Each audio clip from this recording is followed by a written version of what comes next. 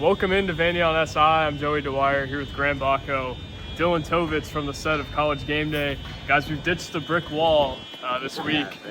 Much better scenery back there. Setting it up, you see the stands. There's the set over there. A heck of a day here on Vanderbilt's campus. A lot of buzz. Dylan, I'll swing it to you. You've been boots on the ground all week. Now Twitter famous, maybe too good for us this time next week. But a lot of great content from you this week. All jokes aside, tell us what you've seen this week and about the buzz that is around here. Yeah, it's really exciting, Joey, and it's cool to see from the perspective of a student as well. Obviously, everything behind here and the buzz around College Game Day. And between that and the general excitement, I've seen around campus in the past week, you've seen this been forming really ever since Vanderbilt beat Alabama last year.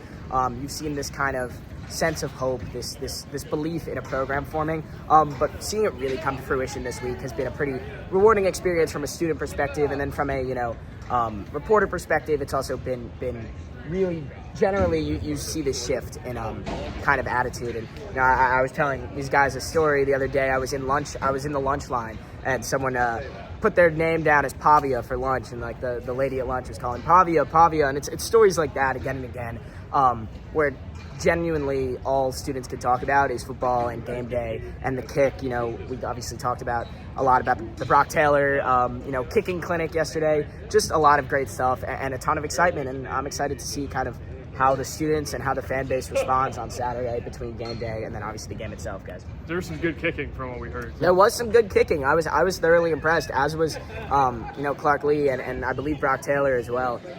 Definitely some promising signs, and people on Twitter saying, I'm glad Vanderbilt figured out how to do some practice kicking, as it seems like a lot of other schools just kind of went right into it. So yeah, we did. I think Vanderbilt wanted to make sure that Nick Haber didn't hold the kicks anymore, so an errant foot didn't hit him in the foot. Yeah, he came out holding the field goals for the students, and then realized someone who had no idea how to kick might kick his finger, and that would be a story, wouldn't it? That would be a story. Graham would have to write that one. I'd pass that one off. I'd take it. That's a Graham scoop. Graham, all jokes aside, a big game this weekend here for Vanderbilt. Game day's here, obviously.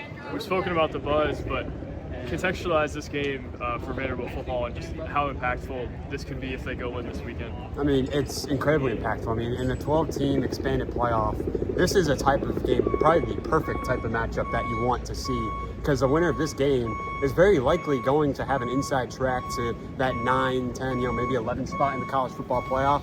So the impact and the magnitude of this game cannot be understated here. The winner goes to 7-1 with 4 games left, and you're thinking 10-2 for an SEC team is more than likely going to put you in the playoffs. So a win here, and I wouldn't say you've locked up a spot by any means, but you certainly give yourself a very good odds here. And while the loser, you drop to 5-2, it's like you have to basically win out to give yourself a chance and maybe hope for a little chaos in that. So it is a huge matchup, huge game, cannot be understated.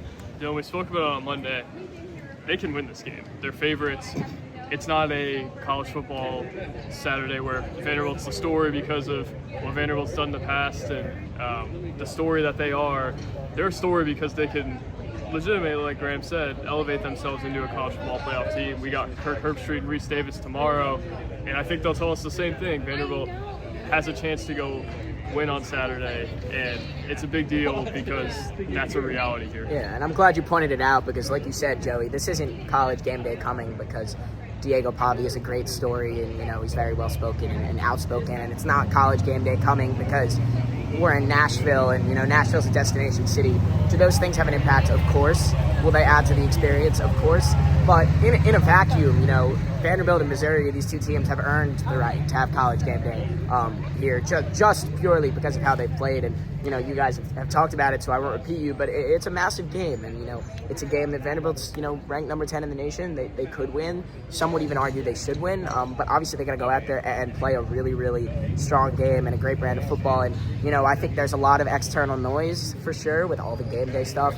Clark Lee has been really good this year, and really you could tell that they've done a good job of keeping things internal and not letting the outside noise affect them. Though obviously this week is kind of a new look on this outside noise, but really it's going to come down to once they get on that field, can they forget about everything else that's going on and play the Vanderbilt brand of football that has got them to this spot, guys. And I think, they've given us every reason to believe that they'll be able to do that. Yeah, for sure, Dylan. I asked Clark on Tuesday something along the lines of, how's the focus been? How's the intensity been? Kind of in the midst of all the chaos around campus, things along those lines. He said Monday was a good day. I think Sunday was a good day for them as well, based off of the speed trackers and what he thought the focus and intensity were. Graham, they'll have to be sharp, though. Missouri, one of the best running backs in the country, one of the sharpest running games. And obviously, all around, I think a team that's capable of beating Vanderbilt feels invincible right now. But you think, like Dylan said, like everything can catch up to this team at some point if it doesn't have the proper focus and intensity when it steps out on the field. We don't have any reason to believe that it won't, but it's going to be a tough test of mental fortitude and of physical capability as well. Yeah, no question. Like you said, they've done a great job, I think, of keeping it, all the focus on themselves and on the execution and away from the outside noise. I think we have no reason to believe that they haven't done a good job of it, and their 6-1 record shows it. But in terms of this matchup, it's two very similar teams, two offenses that love to build the offense off the run game, to defenses who have a great pass rush, and then of course running attack or rush defense. So it's very two similar teams in that, and of course, coaching wise, you have Eli Drinkwitz and of course Coach Clark Lee, who both have been able to score plenty of points this season as well. And so I do think that what I'm looking for in this matchup is Vanderbilt's offensive line against Missouri's defensive line, because you've got edge rushers like Zion Young, Damon Wilson, who have been giving, seems like, Alabama and Auburn fits over the past couple weeks and have given them plenty of trouble.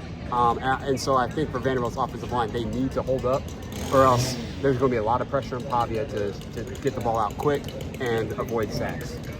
Before we get out of here, I think the noise is going to start to ramp up here, so we'll make it quick.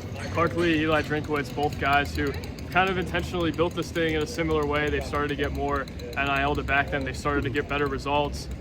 Guys, a big game where they kind of collide. Vanderbilt yet to beat Missouri in Clark Lee's tenure.